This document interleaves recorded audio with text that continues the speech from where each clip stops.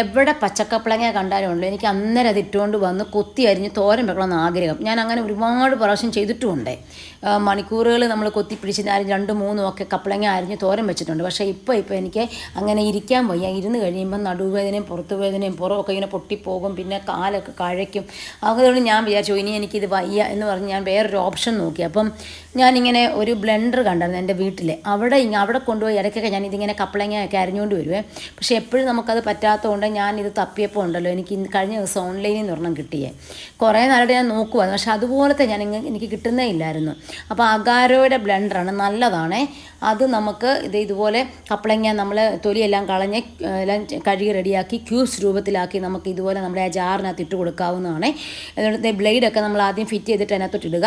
എന്നിട്ട് നമ്മൾ അതിൻ്റെ അടപ്പൊക്കെ അടച്ച് പ്ലഗൊക്കെ കുത്തി നമുക്ക് 2 കറക്ക് കറക്കിയാൽ മാത്രം മതി. നല്ല കൈകൊണ്ട് നമ്മൾ എങ്ങനെയായിരുന്നു അതേപോലെ വരും.